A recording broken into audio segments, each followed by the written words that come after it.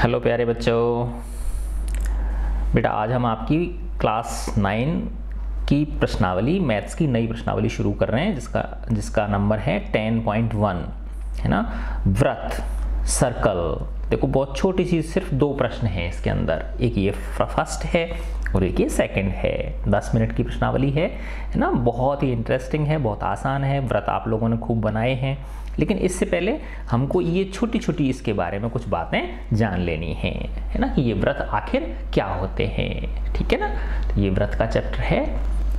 तो देखो ये इस तरह की आकृतियां सब आपने देखी होंगी। गाड़ी का पहिया, घड़ी, ठीक है ना, चाबी का गुच्छा, बटन, चूड़ी, और ये जो सिक्के होते हैं 50 पैसे का, चाहे 1 रुपये का या 5 रुपये का, इनकी सबकी आकृति कैसी होती है? वृत्ताकार होती है। ठीक है। तो अब मैं ये आपको बहुत इंटरेस्टिंग चीज़ बताता हूँ कि ये व्रत आखिर है क्या, है ना। जैसे ऐसे समझो कि आपने प्रकार जो होती है ना आपकी, ये जो प्रकार है इस तरह की, कंपास जिसको बोलते हैं, है ना। तो कंपास की ये जो नोक है ये आपने एक बिंदु पर टिका ली, यहाँ पर टिका ली, और ये जो पेंसिल वाला सिरा है इस नोक को यहीं पर टिकाए हुए रखकर और हमने एक गोला घुमाया, तो क्या बन जाएगा बताओ? वो व्रत बन जाएगा, है ना। अब आप ऐसे समझो कि माना ये एक बिंदु है आपका, ठीक है ना। इस बिंदु से 5 सेंटीमीटर दूरी पे जितने भी बिंदु हैं उन सब पे निशान लगा लो आप। इस बिंदु से कितने सेंटीमीटर? 5 सेंटीमीटर। देखो एक इधर हो सकता है 5 सेंटीमीटर, एक इधर हो सकता है, यहाँ हो सकता है, यहाँ हो सकता है, यहाँ हो सकता है, क्योंकि ये सब दूरी कितनी है बताओ? 5-5 सेंटीमीटर की हैं। तो वो जो सारे बिंदु होंगे जो इस बिंदु से कितनी दूरी पे हैं? 5 सेंटीमीटर। 5 को 5 ले सकते हो, 4 ले सकते हो, 2 ले सकते हो, 3, कुछ भी ले सकते हो आप। एक निश्चित दूरी लेनी है आपको, है ना। तो वो जो सारे बिंदु हैं वो इस बिंदु से क्या हैं? बराबर बराबर दूरी पे हैं। तो उन जब बिंदुओं को मैं मिला दूंगा तो क्या बनेगा बोलो? एक व्रत की रचना हो जाएगी, है ना। यानी यहाँ से फिक्स दूरी पे, माना 3 सेंटीमीटर मान लो, एक निशान ये लगा लिया, यहाँ से 3 सेंटीमीटर दूसरा निशान ये लगेगा, यहाँ से 3 सेंटीमीटर पर दूसरा निशान ये लगेगा, फिर यहाँ से 3 सेंटीमीटर ये, फिर ये, फिर ये, फिर ये, है ना। ऐसे और इनके बीच में भी बिंदु हो सकते हैं, है ना। ऐसे बिंदु कितने हो सकते हैं? बहुत सारे बिंदु हो सकते हैं। और बना लो बीच में, देखो ये और बना दिए मैंने। इन सब के बीच में भी खूब सारे बिंदु ये हो सकते हैं, यानी अनंत संख्या में बिंदु आप इनके बीच में बना सकते हो। ठीक है ना। और फिर जब मैं इनको क्या कर दूंगा बताओ? इनको जब मैं मिला दूंगा सबको, तो एक किसकी रचना हो जाएगी? एक व्रत की रचना हो जाएगी। क्या बन गया? ये एक व्रत बन गया, सर्कल बन गया। तो ये जो बिंदु है ये वाला, इसको बोलते हैं हम केंद्र बिंदु। क्या बोलते हैं बेटा इसको? केंद्र बिंदु, सेंटर ऑफ सर्कल। ठीक है। केंद्र, सिर्फ केंद्र भी बोल देते हैं। दूसरा, ये जो फिक्स दूरी है ना, इस बिंदु से, केंद्र बिंदु से जो बिंदु थे, है ना, जो निश्चित दूरी पे थे, है ना, ये जो दूरियां हैं ये सब बराबर हैं कि नहीं है बताओ? है ना, ये सारी दूरियां क्या हैं? बराबर हैं। तो ये जो दूरियां हैं ये सारी, यहाँ से माना इसको मैंने नाम O दे दिया, है ना, तो ये क्या कहलाती हैं बताओ? ये व्रत की त्रिज्याएं कहलाती हैं, रेडियस कहलाती हैं। ठीक है ना। तो ये व्रत की क्या कहलाती हैं? त्रिज्या, है ना। इसको इंग्लिश में रेडियस बोलते हैं हम। ठीक है। और ये जो पथ होता है, ये जो पथ है ये क्या कहलाता है? परिधि कहलाता है। क्या कहलाता है? ये परिधि कहलाता है ना। देखो कितना मस्त चीज है ना। अब ये जो स्थिर बिंदु है ये क्या हो गया? केंद्र बिंदु हो गया, है ना। जो दूरी है वो क्या हो गई? त्रिज्या हो गई। आया समझ में? ठीक है। अच्छा अब देखो बेटा कि ये जो व्रत है ना, ये एक आकृति है, शेप है ये, है ना। और ये किस पे है बताओ? इस कागज के तल पे है ये, है ना। तो ये समतल पर एक आकृति है ना। कागज के तल पे है ना ये इस तरह से, तो क्या है बताओ? ये एक समतल पर निर्मित आकृति है। ठीक है ना। तो अब मैं इसे समझो कि मैंने इस कागज के ऊपर एक व्रत बनाया, ठीक है, ये इसका केंद्र बिंदु हो गया। तो अब देखो बेटा ये जो व्रत है ना, और ये जो कागज है, ये व्रत इस कागज को 3 भागों में बांट रहा है ना। कि ये जो है अंदर वाला, ये तो व्रत के अंदर का हिस्सा हो गया, और ये जो है ये वृत्त पर हिस्सा हो गया, वृत्त के ऊपर स्थित हिस्सा हो गया, है ना। और ये जो बाहर का है, ये जो और शेष बच गया, ये क्या हो गया, इसका बाह्य हिस्सा हो गया, एक्सटर्नल हो गया, ठीक है ना। तो दिखा रखा ना आपके, देखो ऐसे इधर से इसमें समझ लो आप, है ना।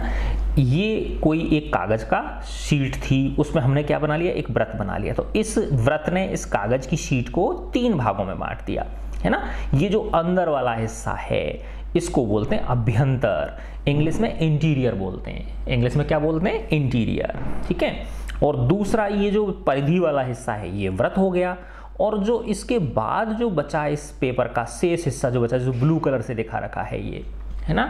तो ये क्या हो गया बताओ, ये बहिर्भाग हो गया, इसका बाहरी भाग हो गया, जिसको एक्सटीरियर बोलते हैं। क्या बोलते हैं, जिसको हम एक्सटीरियर बोलते हैं, है ना। तो देखो ये तो क्या हो गया, अभ्यंतर, ये हो गया अभ्यंतर। ये जो है ये क्या हो गया, वृत्त हो गया। और ये जो हिस्सा है ये वाला जो बचा है ना, जो शेष है, ये क्या हो गया, बहिर्भाग। तो अभ्यंतर को इंग्लिश में क्या बोलते हैं, इंटीरियर, ठीक है। और दूसरा क्या हो गया, ऑन सर्कल, वृत्त के ऊपर। और तीसरा क्या हो गया, एक्सटीरियर, बाहरी भाग, एक्सटीरियर, ठीक है।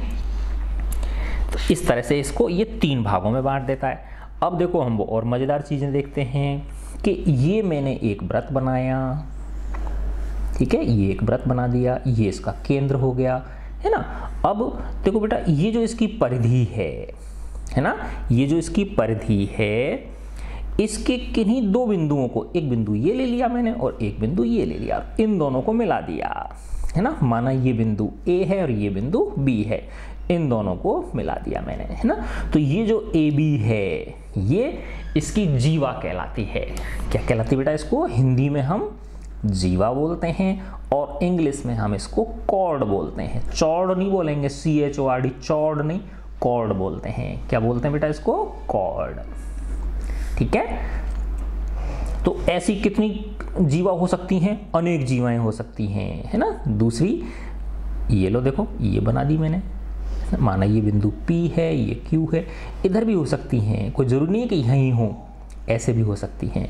ये माना R है, ये S है, इस तरह से भी हो सकती है, ये T है, ये Q है ना। तो अनेक जीवाएं इसमें, अनेक कॉर्ड इसमें हो सकती हैं, ठीक है ना। अब देखो बेटा कि ये देखो छोटी जीवा है ना, ये क्या है, छोटी जीवा है। ये क्या हो गई बताओ, और बड़ी हो गई, ये और बड़ी हो गई, ये और बड़ी हो गई, ये सबसे बड़ी हो गई, ये छोटी हो गई, ये और छोटी हो गई, ये और छोटी हो गई, और ये और छोटी हो गई। तो एक चीज नोट करिए आपने, सबसे बड़ी जीवा जो है वो क्या है, सबसे बड़ी जो जीवा है वो इसके केंद्र से गुजर रही है ना।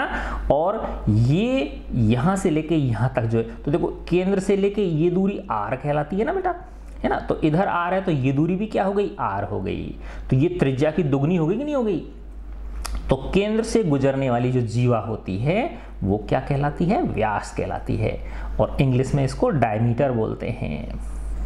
क्या बोलते हैं हम इसको, डायमीटर बोलते हैं, है ना। देखो इंटरेस्टिंग है ना। ये सबसे बड़ी जीवा होती है जो व्यास होती है ना। और ये कितनी हो गई, त्रिज्या की दुगनी हो गई, 2R हो गई, ठीक है ना। ये इसकी क्या हो गई, 2 गुनी हो गई। आगे समझ में ये। अच्छा अब देखो मैं एक चीज और बताता हूं आपको इंटरेस्टिंग इसमें।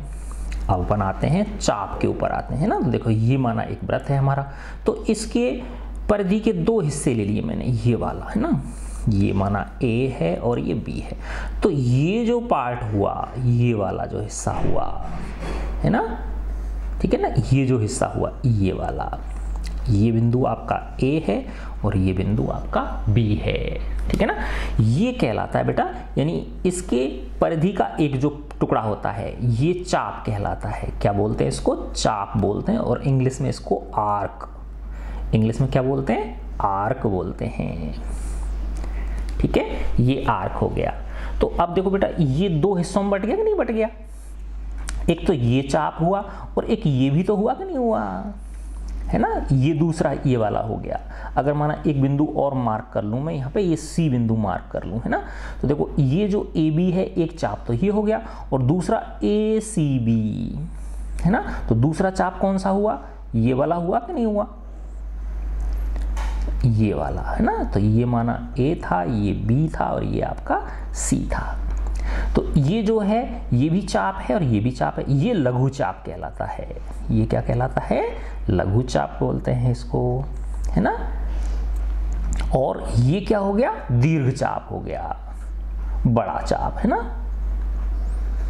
तो ये माइनर आर्क, ये माइनर आर्क हो गया और ये मेजर आर्क हो गया, ठीक है। माइनर आर्क और मेजर आर्क, ठीक है ना। लघु चाप और दीर्घ चाप, इसको हम ऐसे बोलेंगे, ए बी के ऊपर ऐसे चाप लगा देंगे और इसको क्या बोलेंगे, इसको ए सी बी के ऊपर इस तरह से निशान लगा देंगे। तो ये चाप का निशान होता है।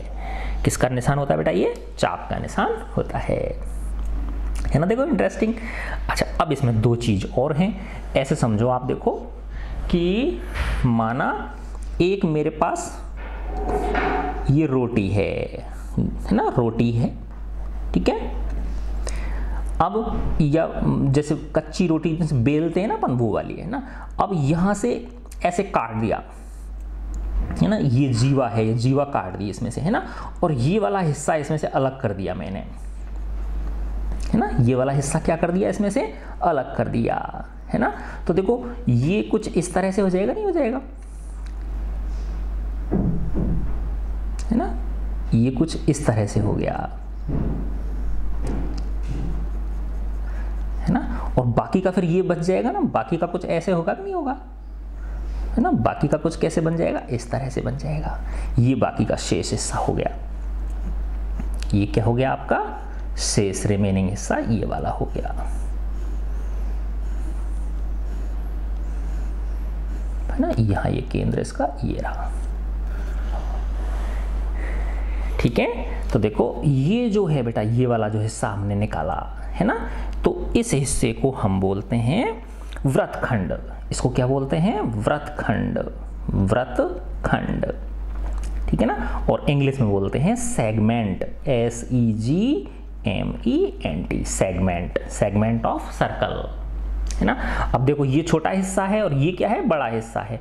तो ये क्या हो गया बताओ, लघु वृत्तखंड हो गया। और ये वाला हिस्सा जो शेष बचा वृत्त का, ये क्या हो गया, दीर्घ वृत्तखंड हो गया। तो ये क्या हुआ बताओ, ये लघु वृत्तखंड, है ना। तो माइनर सेगमेंट बोल देंगे, क्या बोल देंगे इसको इंग्लिश में, माइनर सेगमेंट। और ये क्या हो गया बताओ, ये दीर्घ वृत्तखंड हो गया, ये दीर्घ वृत्तखंड। तो इसको मेजर सेगमेंट बोल देंगे, MEJOR, मेजर सेगमेंट, ठीक है। तो ये क्या हो गया, यानी जो जीवा है ना, उसके द्वारा जो ये काटा हुआ हिस्सा है, ठीक है ना। जीवा, ये जीवा हो गई, ये क्या हो गया, चाप हो गया। तो जीवा और चाप द्वारा जो कटा हुआ हिस्सा है, ये क्या कहलाएगा, वृत्तखंड कहलाएगा, है ना। तो इसमें वृत्तखंड में दो चीज हो गई, एक लघु वृत्तखंड और दूसरा दीर्घ वृत्तखंड। अच्छा अब इसको, ये जो रोटी बनाई थी मैंने, रोटी मान लो, पूड़ी मान लो, है ना। अगर मैं इसको ऐसे काट दूं, है ना, यहां से लिया और चाकू से ऐसे ये वाला हिस्सा काट लिया, इसमें से ऐसा हिस्सा काट लिया। तो देखो ये नीचे वाला हिस्सा कुछ ऐसा है ना, जो काटा है, ये इस तरह का हिस्सा है, ये वाला है कि नहीं, ये इस तरह का हिस्सा हो गया, है ना। तो ये क्या है बताओ, ये किस किस से घिरा हुआ है, दो त्रिज्याओं से, एक त्रिज्या ये और एक त्रिज्या ये। और ये क्या है बेटा, ये चला चाप है ना। तो दो त्रिज्याओं और चाप से घिरा हुआ जो क्षेत्र होता है, ये त्रिज्यखंड कहलाता है ना। देखो ये इसमें और इसमें क्या अंतर है, ये क्या था, एक जीवा, एक कॉर्ड और एक आर्क, कॉर्ड और आर्क द्वारा जो घिरा हुआ क्षेत्रफल है ना, वो क्या है, वृत्तखंड है। और ये क्या है बताओ, दो त्रिज्या और एक उसका चाप द्वारा जो निर्मित क्षेत्रफल है, ये क्या कहलाता है, ये इसका त्रिज्यखंड कहलाता है। क्या बोलते हैं इसको? त्रिज्यखंड। अब ये छोटा हिस्सा है ना, और बाकी का बड़ा हिस्सा फिर इस तरह से हो जाएगा, नहीं हो जाएगा, बाकी का फिर इस तरह से हो जाएगा, ये यूं, ठीक है ना, बाकी का हिस्सा इस तरह से होगा ना, ये इस तरह का है ना, तो ये शेष हिस्सा इस तरह का बच गया।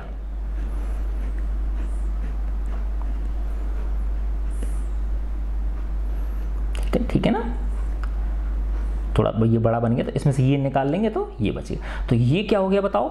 ये लघु त्रिज्यखंड हो गया। ये कौन सा हो गया बेटा? लघु त्रिज्यखंड। लघु त्रिज्यखंड है ना, और इसको सेक्टर बोलते हैं। इंग्लिश में क्या बोलेंगे इसको? सेक्टर। त्रिज्यखंड को, जैसे वृत्तखंड को सेगमेंट बोलते थे, वृत्तखंड को क्या बोल रहे थे? सेगमेंट बोल रहे थे, है ना, तो ऐसे ही इसको क्या बोलेंगे? सेक्टर बोलेंगे, SECTOR, सेक्टर। और लघु है तो माइनर, माइनर सेक्टर। और ये क्या है? दीर्घ त्रिज्यखंड है, ये दीर्घ त्रिज्यखंड।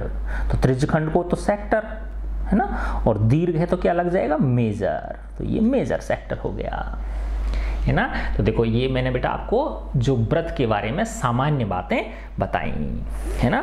देखो मैं दोबारा समझाता हूँ आपको। तो ये व्रत क्या है?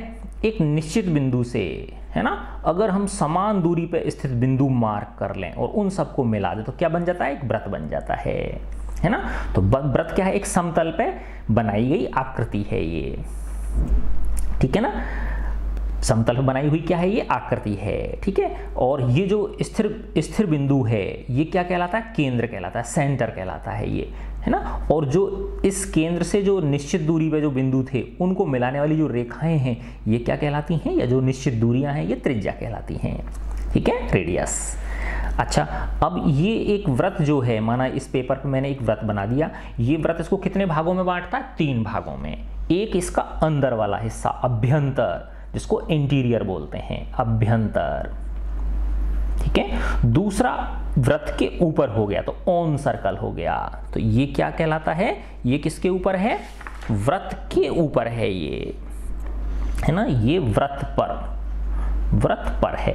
और एक हो गया ये बाहर का हिस्सा, व्रत से बाहर का हिस्सा, तो इसको अब बहिर्भाग बोलते हैं। क्या बोलते हैं इसको? बहिर्भाग बोलते हैं, है ना। अब फिर मैंने समझाया आपको कि ये एक व्रत है, ये इसका केंद्र है ना। तो इसकी परिधि पर किन्हीं 2 बिंदुओं को अगर मैं मिला दूं, माना A और B को मिला दिया, तो ये क्या कहलाती है? इसकी जीवा कहलाती है, जिसको इंग्लिश में कॉर्ड बोलते हैं हम, ठीक है ना। तो अब देखो समान जीवाएं भी हो सकती है, जैसे ये AB है तो हो सकता है ये AB और RS क्या हो? बराबर हो, है ना। तो समान लंबाई की भी क्या हो सकती हैं? अनेक जीवाएं हो सकती हैं, ठीक है। विभिन्न लंबाइयों की भी अनेक जीवाएं हो सकती हैं, ठीक है ना। फिर इसके बाद देखो मैंने बताया कि जो केंद्र से दूर है बिंदु, है ना, वो जीवा छोटी होती है। फिर जैसे जैसे केंद्र के नज़दीक आती जाएगी इस जीवा की लंबाई क्या होती जाएगी? बड़ी होती जाएगी। देखो ये और बड़ी हो गई, ये और बड़ी हो गई, ये और जो जीवा व्रत के केंद्र से गुजरती है वो क्या कहलाती है? व्यास कहलाती है, डायमीटर कहलाती है। वो सबसे बड़ी होती है। उसके बाद फिर छोटी होने लग गई, छोटी होने लग गई, छोटी होने लग गई, छोटी होने लग गई। आया समझ में? फिर बेटा हम इसमें 2 चीज़ पढ़ते हैं, है ना। और ये जो है, ये वाला जो व्रत की परिधि का जो हिस्सा था, है ना, ये क्या कहलाता है? चाप कहलाता है इसका। ये क्या कहलाता है? चाप कहलाता है ना। आर्क बोलते हैं इसको इंग्लिश में, चाप को इंग्लिश में क्या बोलते हैं? आर्क। तो ये छोटा हिस्सा हो गया, लघु चाप हो गया। और ये जो है बाकी का क्या हो गया? ये बड़ा हिस्सा हो गया, ये दीर्घ चाप हो गया। तो लघु चाप को माइनर आर्क बोलेंगे और दीर्घ चाप को मेजर आर्क बोलेंगे, है ना। फिर हम व्रत को इस तरह से 2 तरह से काट सकते हैं। एक तरह तो ऐसे काट सकते हैं, जैसे ये चंद्रमा का सा टुकड़ा बन गया, है ना। तो ये क्या कहलाता है? व्रतखंड कहलाता है, सेगमेंट बोलते हैं। तो ये छोटा वाला हिस्सा लघु व्रतखंड और ये जो बड़ा वाला हिस्सा बचा ये दीर्घ व्रतखंड। तो माइनर सेगमेंट और मेजर सेगमेंट। अगर इस तरह से काटें, 2 त्रिज्याओं और चाप के बीच इस बने हुए क्षेत्रफल को अगर हम काट लें, इस तरह से काटें, तो ये त्रिज्यखंड कहलाता है। तो लघु त्रिज्यखंड हो गया, माइनर सेगमेंट और मेजर सेगमेंट। सेगमेंट नहीं, सेक्टर, ये तो इसका है, ये दीर्घवृत्तखंड इसका लिखा हुआ है। तो ये क्या हो गया? लघु त्रिज्यखंड, माइनर सेक्टर, और ये दीर्घ त्रिज्यखंड क्या हो गया? Major sector. सेगमेंट वृत्तखंड, सेक्टर त्रिज्यखंड। ठीक है, तो अब आपको मैंने इसकी ये थ्योरी समझा दी, अब आप आसानी से इसके क्वेश्चंस कर सकते हो, है ना। तो देखो अभी मैं आपको क्वेश्चंस करा देता हूँ इसके। देखो बेटा 10.1 रिक्त स्थान भरिए, फिल इन द ब्लैंक्स। वृत्त का केंद्र वृत्त के में स्थित होता है, जो सेंटर होता है सर्कल का वो कहाँ पे स्थित होता है ना। जो सेंटर होता है वो बाह्य भाग में स्थित, बहिर्भाग में स्थित होता है या अभ्यंतर में होता है, अंदर होता है। बताओ अंदर होगा कि नहीं होगा, तो क्या जाएगा इसके अंदर, अभ्यंतर। ठीक है ना, अभ्यंतर को मैंने क्या बताया था, याद करो इंग्लिश में, इंटीरियर। ठीक है, दूसरा है तो देखो ये फर्स्ट हो गया। सेकंड है एक बिंदु जिसकी वृत्त के केंद्र से दूरी त्रिज्या से अधिक हो, है ना। एक बिंदु है जो वृत्त के केंद्र से त्रिज्या से ज्यादा है, तो देखो ऐसे समझो बेटा, ये क्या कह रहा है, ऐसे बोल रहा है कि एक बिंदु है ना, ये वृत्त का केंद्र है ना, और ये सारी त्रिज्या होंगी, तो त्रिज्या से भी ज्यादा दूर है वो, है ना। तो देखो जो त्रिज्या से कम दूरी पे होंगे जो बिंदु, वो सब अंदर होंगे कि नहीं होंगे, क्योंकि त्रिज्या की दूरी यहां से लेके यहां तक है ना। तो जो बिंदु त्रिज्या से कम दूरी पे हैं वो तो सब अंदर आएंगे, वो सारे बिंदु कहाँ होंगे, अंदर होंगे। और जो त्रिज्या से दूर होंगे वो बिंदु कहाँ होंगे, बताओ, वो सब बाहर होंगे। आगे बात समझ में, है ना। तो यही कहना चाह रहा है ये देखो कि एक बिंदु जिसकी वृत्त के केंद्र से दूरी त्रिज्या से अधिक हो, वृत्त के में स्थित होता है। कहाँ पे स्थित होता है, बहिर्भाग में होगा या अभ्यंतर में होगा, तो वो कहाँ चला जाएगा, बहिर्भाग में चला जाएगा, है ना। एक्सटीरियर, EXTERIOR, एक्सटीरियर, है ना। देखो बहुत मजेदार चीज। तो ये सेकंड हो गया। अब देखो थर्ड, वृत्त की सबसे बड़ी जीवा वृत्त का क्या होती है, व्यास होती है। बताया था ना मैंने आपको, है ना। वृत्त की सबसे बड़ी जीवा, है ना, जैसे ये वृत्त बनाया आपने, ठीक है ना। तो देखो ये जीवा क्या है, छोटी है, और ये और बड़ी हुई, ये और बड़ी हुई, ये और बड़ी हुई, ये और बड़ी हुई, है ना। और जो केंद्र से गुजरेगी वो क्या होगी, सबसे बड़ी होगी, है ना। तो उसको क्या बोलते हैं हम, व्यास बोलते हैं। वृत्त की सबसे बड़ी जीवा वृत्त का होती है ना, क्या होती है, व्यास। और व्यास को इंग्लिश में क्या बताया था, डायमीटर, DIAMETE, हाँ डायमीटर। ठीक है। फोर्थ देखो, एक चाप होता है जब इसके सिरे एक व्यास के सिरे हों। यस, अब देखो ये एक चीज रह गई थी मेरे से, अभी मैं समझाता हूं आपको।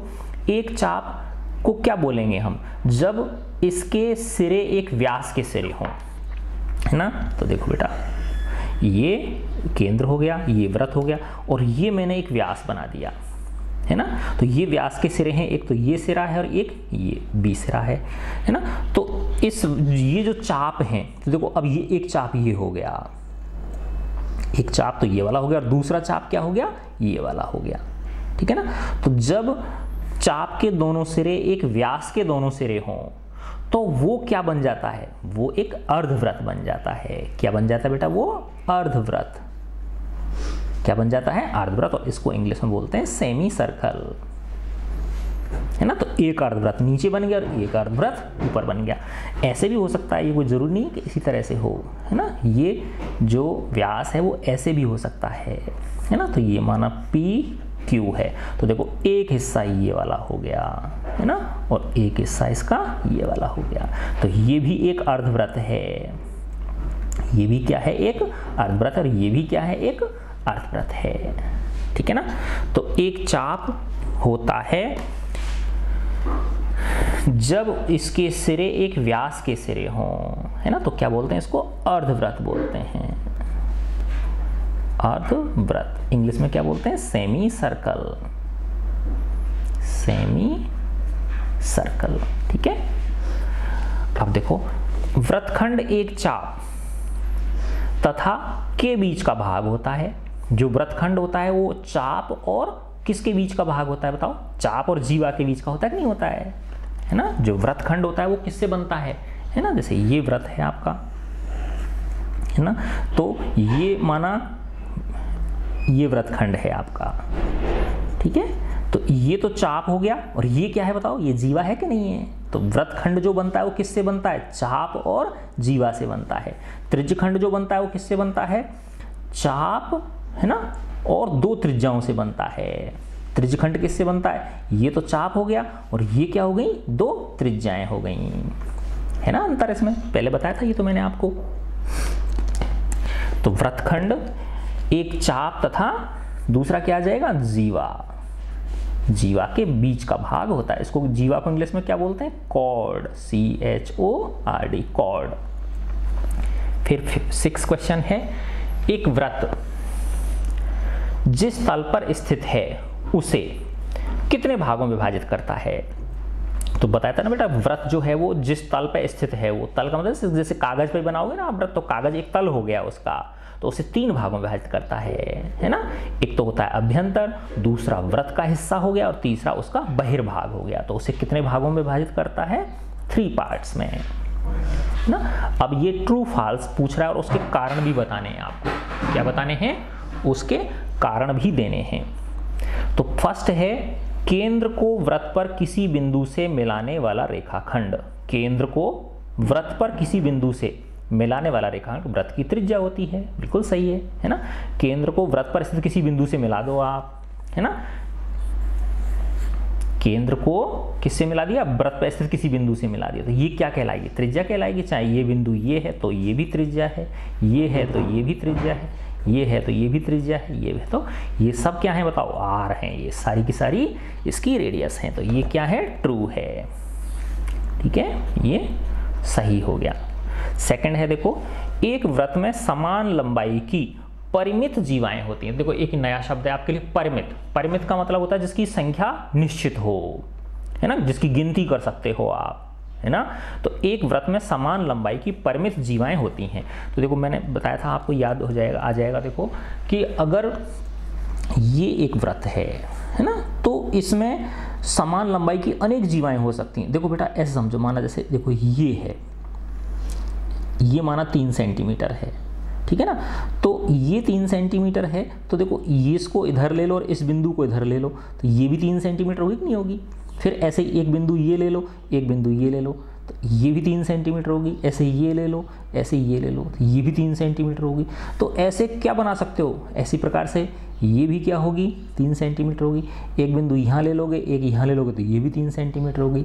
एक यहाँ ले लोगे, एक यहाँ ले लोगे, तो ये भी 3 सेंटीमीटर। तो ऐसे कितनी समान लंबाई की कितनी जीवाएं ड्रॉ कर सकते हो आप? अनेक जीवाएं, अनंत जीवाएं आप ड्रॉ कर सकते हो। तो उनकी संख्या परिमित नहीं है। तो ये जीवाएं क्या हैं बताओ? समान लंबाई की जीवाएं परिमित नहीं हैं, यानी उनकी संख्या कोई सीमित नहीं है, बल्कि क्या है? असीमित है ना। मर्जी आए जितनी आप जीवाएं ड्रॉ कर सकते हो, है ना। अगर लाइन बारीक बना सकते हो आप, तो अनेक चीजें आप इसमें, और बड़ा वृत्त बना लो, है ना, तो क्या हो जाएंगी? अनेक। तो ये क्या हो गया बताओ? फॉल्स हो गया, है ना। यानी समान लंबाई की जीवाएं परिमित नहीं होती हैं, बल्कि क्या होती हैं बताओ? अपरिमित होती हैं। तो आगे ना अंतर समझ में। तो एक वृत्त में समान लंबाई की परिमित जीवाएं होती हैं, तो ये कथन क्या है बताओ? ये फॉल्स है। क्यों है ये फॉल्स? क्योंकि एक वृत्त में समान लंबाई की जीवाएं परिमित नहीं होती हैं, बल्कि कैसी होती हैं? अपरिमित होती हैं। अपरिमित का मतलब असंख्य होती हैं, ऐसे समझो आप। ठीक है, ये हो गया। अच्छा अब देखो थर्ड, यदि एक वृत्त को 3 बराबर भागों, 3 बराबर चापों में बांट दिया जाए, तो प्रत्येक भाग दीर्घ चाप होता है। देखो बहुत अच्छा प्रश्न है ये, है ना। तो देखो बेटा अपन ने 2 तरह के देखे थे, एक तो क्या था? लघु चाप था, और एक क्या था? दीर्घ चाप था, है ना। तो देखो अब इसको ऐसे समझो आप, ये माना एक वृत्त है, ठीक है ना, और ये मैंने एक चाप लिया, ये क्या लिया? एक चाप लिया, ठीक है ना। तो देखो ये जो है ये वाला लघु चाप हो गया, है ना, ए बी, और माना एक बिंदु ये सी ले लूं, तो ये जो है दूसरा जो बचा ए सी बी, ये क्या है बताओ? दीर्घ चाप हो गया। ये क्या हो गया? दीर्घ चाप हो गया, ठीक है ना। तो अगर ये जो जीवा है ये हमारी व्यास से कम है, क्या है ये? व्यास से कम है, तो जो नीचे वाला जो होगा वो तो क्या हो जाएगा? लघु चाप हो जाएगा, और जो शेष बचेगा वो क्या हो जाएगा? दीर्घ चाप हो जाएगा, है ना। तो लघु चाप और दीर्घ चाप में कब विभाजित होता है ये, जब हमारी जीवा क्या हो, व्यास से छोटी हो, ठीक है ना। अब ये कह रहा है कि अगर इसको 3 भागों में बांट दें, कितने भागों में बांट दें हम इसको, 3 भागों में बांट दें, है ना। देखो 3 भाग बांटने का मतलब क्या है, ऐसे समझ लो 120 डिग्री के, है ना। देखो एक हिस्सा ये हो गया, है ना, एक हिस्सा ये हो गया और एक हिस्सा ये हो गया, ठीक है ना। तो अब ये देखो ये यहाँ से लेके यहाँ तक A B C, है ना। तो एक तो AB चाप, एक BC, AB, दूसरा BC और तीसरा CA। तो ये चाप क्या है बताओ, ये लघु चाप हैं। क्या है ये, क्योंकि इनकी जो तीनों की जीवाएं हैं, ये जीवा ले लो चाहे ये जीवा ले लो चाहे ये जीवा ले लो, ये तीनों ही जीवाएं क्या हैं बताओ, ये व्यास नहीं हैं, व्यास से छोटी हैं ये, है ना। तो ये तीनों ही चाप कैसे हैं, लघु चाप हैं। ये कैसे हैं, ये लघु चाप हैं, है ना। माइनर आर्क हैं ये, है ना। देखो कितना अच्छा क्वेश्चन था, ठीक है। तो ये क्या प्रश्न था कि यदि एक वृत्त को 3 बराबर चापों में बांट दिया जाए तो प्रत्येक भाग दीर्घ चाप होता है, गलत, है ना, दीर्घ चाप नहीं है, ठीक है ना। तो ये क्या हो गया, फॉल्स हो गया। तो उत्तर हमने कारण बता ही दिया। फिर है वृत्त की एक जीवा जिसकी लंबाई त्रिज्या से दुगनी हो। तो एक जीवा जो त्रिज्या से 2 गुनी है तो वो तो वृत्त का व्यास ही होती है, सीधी सी बात है ना। एक जो जीवा है अगर उसकी लंबाई त्रिज्या से क्या है, दुगनी है, तो वो क्या होगी, वृत्त का व्यास ही होगी। तो ये बिल्कुल क्या है, सही है, ट्रू, है ना। आगे ना समझ में, देखो बहुत कितनी आसान प्रश्नावली है। फिर है त्रिज्यखंड जीवा एवं संगत चाप के बीच का क्षेत्र होता है। त्रिज्यखंड जो है ना, देखो मैं यहीं बना देता हूँ, अब तो जगह है आपके पास, है ना। त्रिज्यखंड ऐसे बनता है ना, 2 त्रिज्याओं से और एक चाप से घिरा हुआ क्षेत्रफल होता है कि नहीं होता है वो, है ना। तो ये माना O है, ये A है और ये B है, तो ये जो क्षेत्र है, ठीक है ना। तो त्रिज्यखंड जीवा एवं संगत चाप, तो ये जीवा है ना, ये जीवा हो गई और ये इसका संगत चाप हो गया। तो जीवा और संगत चाप से जो घिरा हुआ क्षेत्रफल तो क्या कहलाता है, वृत्तखंड कहलाता है। जीवा और संगत चाप से जो घिरा हुआ क्षेत्रफल है वो क्या कहलाता है, ये वृत्तखंड कहलाता है। ये तो क्या होता है, वृत्तखंड होता है। और 2 त्रिज्याओं और चाप के द्वारा जो ये है, ये क्या कहलाता है, त्रिज्यखंड कहलाता है। बताया था ना मैंने आपको उस, ठीक है। तो ये फाल्स हो गया ना। त्रिज्यखंड जो होता है ये कह रहा है कि त्रिज्यखंड जीवा एवं संगत चाप के बीच का क्षेत्र, तो जीवा और संगत चाप के बीच का क्षेत्रफल तो वृत्तखंड कहलाता है। तो ये क्या हो गया, फाल्स हो गया, ठीक है। आगे समझ में। फिर है वृत्त एक समतल आकृति है, प्लेन फिगर है, यस। किसके ऊपर बना हुआ है, एक कागज के ऊपर बना हुआ है, आप इसको पकड़ के ले नहीं जा सकते, ठीक है ना। आप इसको उठा के नहीं ले जा सकते यहां से, है ना। अगर तो इसलिए क्या, ये द्विविमीय आकृति है, 2 डायमेंशनल फिगर है ये जो व्रत है ये कैसी है, 2 डायमेंशनल। और 2 डायमेंशनल जो होती है वो किसी तल पे स्थित होती है ना। तो ये किसके, कागज के तल पे है ना। अगर ये 3D होती है ना, 3D क्या है बताओ, ये पेन है ना। क्यों है पेन बताओ, क्योंकि इसकी लंबाई भी है, कुछ इसकी चौड़ाई भी है और कुछ क्या है, इसकी ऊंचाई भी। अब आप इसको उठा के ले जा सकते हो यहाँ से पकड़ के, है ना। तो व्रत जो है वो एक समतल आकृति है, प्लेन फिगर है, यस। ये क्या है आपका, ट्रू है। तो इस प्रकार आपकी प्रश्नावली 10.1 समाप्तम भवति। मजा आया ना, ठीक है बच्चों, गॉड ब्लेस यू बेटा।